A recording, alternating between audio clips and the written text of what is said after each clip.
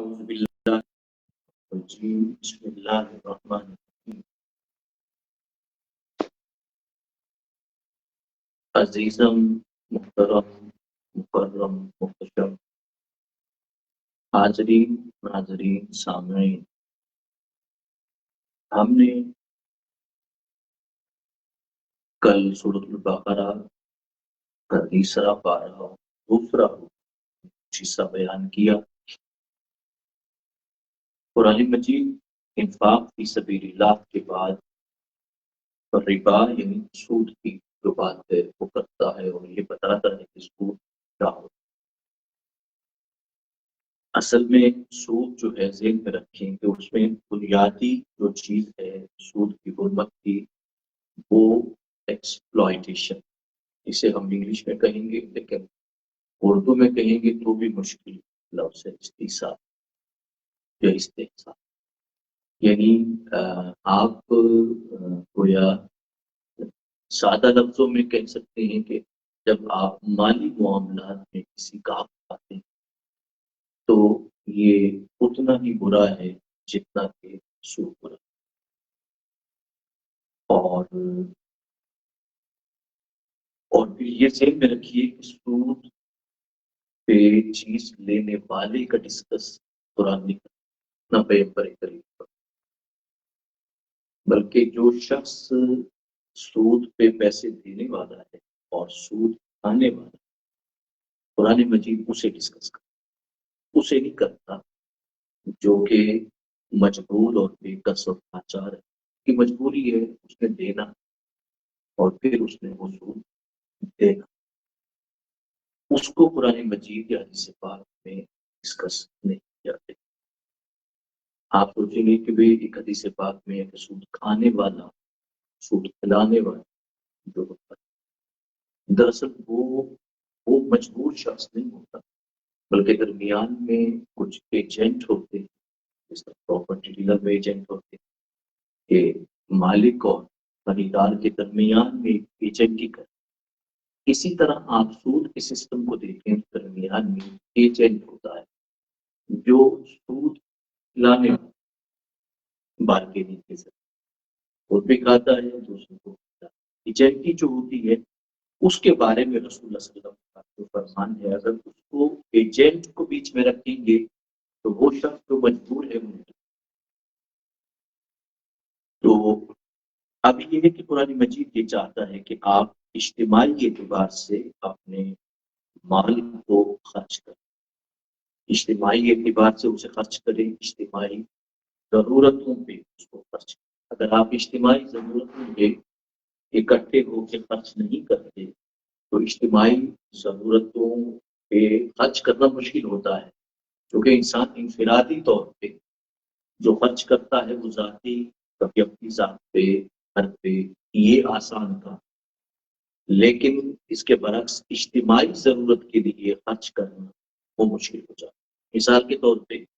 ریاست کوئی کام نہیں کر رہی تو فرد مل کے اگر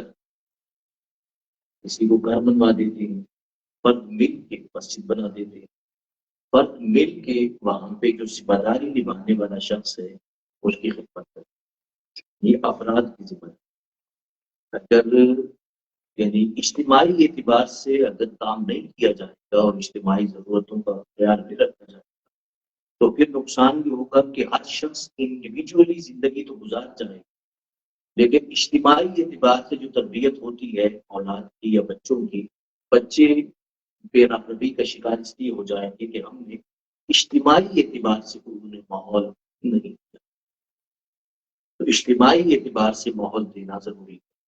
تو قرآن مجید اس کے بعد جو عورت کے مسائل کے حوالے سے ہے کہ عورت کے بارے میں مالی معاملات میں فرمایا گیا کہ بھی ایک مرد اور دو عورت مساوات. اس میں ایک رائے تو یہ ہے کہ بھی دو عورتیں کمپلسری، لیکن ایک رائے یہ ہے کہ عورت ایک ہی ہے، یعنی گواہی کے لیے دو عورتیں نہیں بلکہ عورت ایک ہی ہے. دوسری عورت دراصل قرآن کہتا ہے اسے ایجاد دلاتی ہے. قرآن مجید کے جو الفاظ ہیں وہ دوسری رائے کی تائید کرتے ہیں. یعنی مثال کے طور پہ دو عورتوں کی گواہی نہیں ہے گواہی ایک عورت کی ہے، دوسری عورت جو ہے قرآن مجید فرماتا ہے کہ ان تضل احداہما فتذکر احداہما الاخری، کہ بھئی اگر ایک عورت بھول جائے تو دوسری جو ہے اسے یاد دے، یعنی وہ اسسٹنٹ کے طور پہ اسے جو ہے ایک عورت کو اسسٹ کرنے کے لیے وہ دوسری عورت، یہ مالی معاملات میں کچھ معاملات میں صرف عورت کی گواہی اس پہ مرد کی کوئی مداخلت، مثال کے طور پہ حیض کا مسئلہ ہے، عدت کا مسئلہ ہے، باقی معاملات ہیں تو یہ عورت جو ہے یہ بتائے گی نفاس کا مسئلہ ہے، نفاس کب ختم ہوا اس کا، حیض کب سلسلہ بنا، تو وہ ساری گواہی عورت کی ہوگی، اس میں مرد کا جو کوئی کردار ہی نہیں ہے، عورت کی اپنی ذات سے وابستہ ہے، تو ایک گواہی صرف عورت کی معتبر ہوگی۔ اصل میں جہاں پر دو عورتوں کی گواہی کی بات ہے وہاں پہ دراصل عورت کی تکریم کی خاطر اور اس ماحول سے اجنبیت کی خاطر عورت کی ایک عورت ساتھ اسسٹ کرنے کے لیے رکھی ہے، لیکن اگر مثال ہے وہ کہے مجھے کسی اسسٹنٹ کی ضرورت نہیں ہے، وہ خود کورٹ کچہری میں رہنے والی ایک خاتون ہے، وکیل ہے، خود وکیل ہے یا خود جج ہے، اس کو تو کسی اسسٹ کی ضرورت نہیں ہے، لہٰذا وہ اپنا معاملہ، اتنی عورتیں ہیں جو اپنے کیس کو خود لڑتی ہیں، اپنا کیس خود چلاتی ہیں، انہیں وکیل کی بھی ضرورت نہیں، تو اس لیے وہ عورتیں جو اس ماحول سے اجنبی نہ ہوں وہ عورتیں وہاں پہ اپنے سلسلے کو چلا سکیں۔ اب اس کے بعد قرآن مجید جو ہے سورۃ البقرہ کا آخری اور آخری رکوع میں قرآن مجید یہ بتاتا ہے اس حوالے سے کہ گزشتہ اقوام جو ہے جتنی گزری ہے گزشتہ اقوام حالات اور ماحول کے مطابق ذمہ داری کی گئی یا احکامات دیے گئے کہ آپ نے یہ بھی کرنا ہے، یہ بھی کرنا ہے، یہ بھی کرنا ہے۔ مثال کے طور پہ آپ دیکھیے کہ انسان جب 16 سال کا ہوتا ہے، 18 سال کا ہوتا ہے تو اس کی ذمہ داری کچھ اور ہوتی ہے، یعنی اب اس پہ وہ بوجھ نہیں ڈالا جا سکتا کیونکہ ایک شادی شدہ شخص پہ ڈالا جاتا ہے۔ اب شادی ہو گئی اس کی تو یقینی بات ہے اب اس پہ ابھی وہ ذمہ داری نہیں ہے، اولاد ہو گئی ذمہ داری بدل، ماحول بدل گیا، چیزیں بدل، جب اولاد بڑی ہو گئی تو ماحول بدل گیا، چیزیں بدل۔ اصل میں اقوام عالم پہ اسی طرح ہوا ہے، جیسے اب وقت، یعنی یوں سمجھیے کہ اس وقت دنیا کی جوانی کا وقت، یعنی علمی اعتبار سے، فکری اعتبار سے، نالج کے اعتبار سے ایک بڑی بلندی پہ انسان جو ہے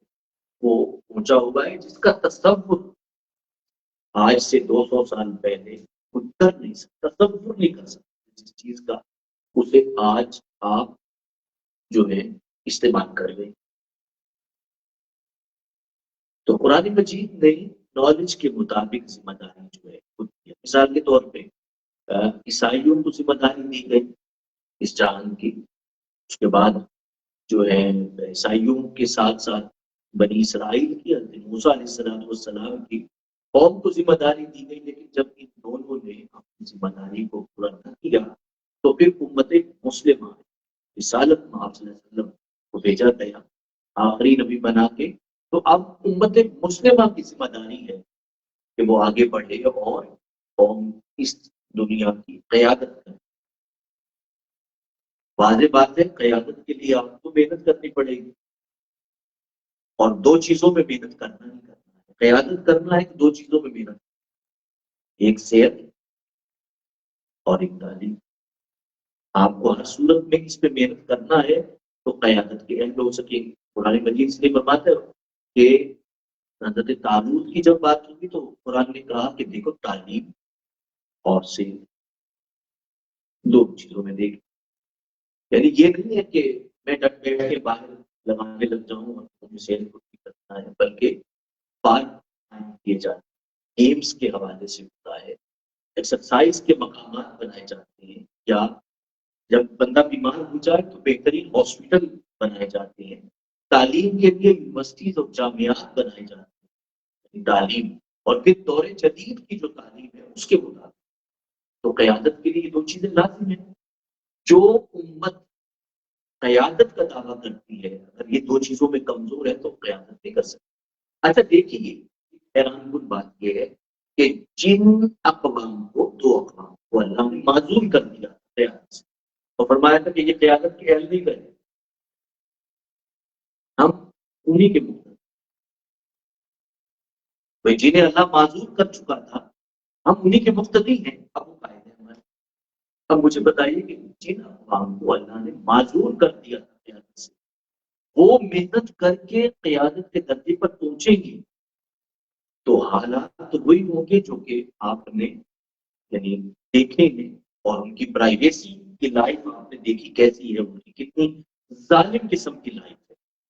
سیکس کے حوالے سے، سیکس کی گندگی کے حوالے سے، کرپشن کے حوالے سے، دیگر حوالے سے آپ نے ان کی پرسنل لائف کو دیکھیں گے تو حیوانیت سے کم نہیں ہے،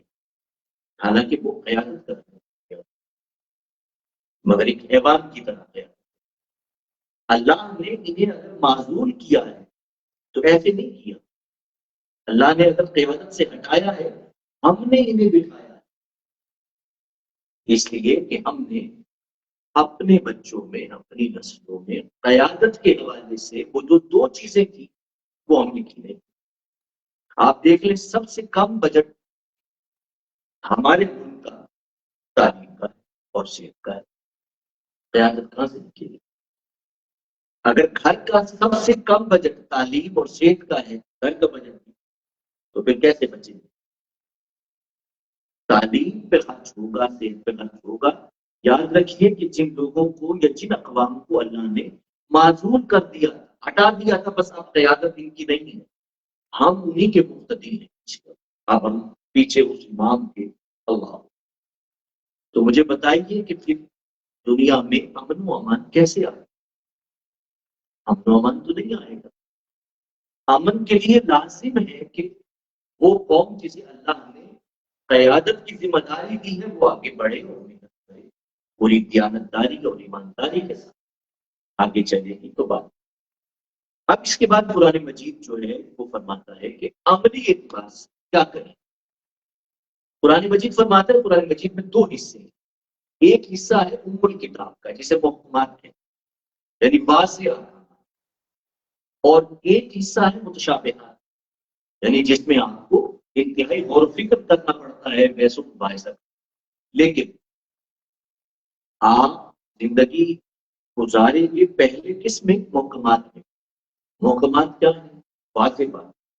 جیسے مثال ہے جھوٹ اور سچ کے درمیان واضح بات، عدل اور ظلم کے درمیان واضح بات، جس طرح خدا اور رسول کے درمیان ان کا عقیدہ واضح بات، جس طرح دیانتداری بالکل واضح ہے۔ یہ وہ چیزیں ہیں جو بالکل واضح ہیں، یعنی اسے کہتے ہیں عمر، اور اسے کہتے ہیں محکمات۔ محکمات پہ جب آپ عمل کرتے ہیں تو پھر جب متشابہات کی طرف آپ بڑھتے ہیں پوری دیانتداری کے ساتھ بڑھتے ہیں۔ یعنی ایک ایماندار شخص جب کسی شے کی تلاش میں جاتا ہے تو پھر اس سے انسانیت کا بھلا، لیکن اگر محکمات پہ عمل نہیں ہے اور متشابہات کی طرف جاتے ہیں یعنی ایسی باتیں جن پہ غور و فکر کرنے کی ضرورت ہے تو اس میں سے پھر وہ شر کی طرف جاتا ہے۔ قرآن مجید اس لیے فرماتا ہے کہ فَأَمَّا الَّذِينَ فِي قُلُوبِهِمْ زَيْغٌ، جن کے دلوں میں کجی ہے، گمراہی ہے، گندگی ہے، وہ ہمیشہ بحثوں میں الجھے ہیں، عمل میں کمزور، جھوٹے بددیانت لوگ جو ہیں اس پر ہے۔ قرآن ذہنی عیاشی کے لیے نہیں، عملی طور پہ پاکیزگار بنانے کے لیے۔ تو اس لیے پہلے محکمات ہیں، مضبوط باتیں، وہ مضبوط باتیں ہم میں سے ہر ایک کو پتہ ہے، کردار کے حوالے سے ہم میں سے ان پہ پہلے قائم ہونا ہے، پھر جب آپ آگے چلتی ہے تو اب دیکھ لیں کہ انسان کی ریسرچ جو ہے ایسے فائدہ بہت دے رہی ہے، انسان ریسرچ میں آگے بڑھ رہا ہے، فائدہ دے رہی ہے، لیکن یہ قلوبی ذائقن والوں نے دیکھ لیں ہم نے بھی حیدر بنایا، حالانکہ اگر دیکھا جائے تو انسانیت کے لیے کون سی مفید چیز ہے، کون سی فائدہ مند چیز؟ ذائقن کی علامت ہے، یہ ذائقن ہے، انسان کے دل میں کچھی ہے، اسے پتا ہے کہ میں ظالم انسان ہوں تو مجھے اپنے تحفظ کے لیے کچھ نہ کچھ کرنا، تو وہ چیز جو انسانیت کے بھلے کے لیے تھی ہم نے اس کو دیکھی کتنی خطرناک چیز بنا دیا، اور ایسی چیز کہ جو دنیا کو بالکل واپس دور جہالت میں تب بڑھ جائے۔ آپ سوچیے کہ بھی اگر کسی کے پاس 500 5000 بوم ہے، ایٹم بوم پڑے ہیں، 5000 ایٹم بم جب دنیا میں پھٹیں گے تو دور جاہلیت نہیں آئے گا تو اور کیا؟ تو اس لیے زید کا جو لفظ ہے یہ دراصل ہمیں بتاتا ہے کہ ہمیں پڑھنا ہے آگے، مگر ہم پہلے محکمات پہ عمل کرنا ہے، پھر جب ہم ریسرچ کی طرف بڑھیں گے تو پھر ہمارے دلوں کی کجی نہیں ہوگی بلکہ دیانت داری کے ساتھ جس میں انسانیت کا بھلا ہوگا اس پہ کام۔ ابھی ہمارا دوسرا ربو جاری ہے، اس کا کچھ حصہ باقی ہے انشاءاللہ العزیز۔ ہم نے آج جو ہے آپ کے سامنے سورہ آل عمران کی 9 آیتیں پاک تک بیان کیا ہے۔ اللہ پاک سب کو عمل کی توفیق عطا فرمائے، آمین ثم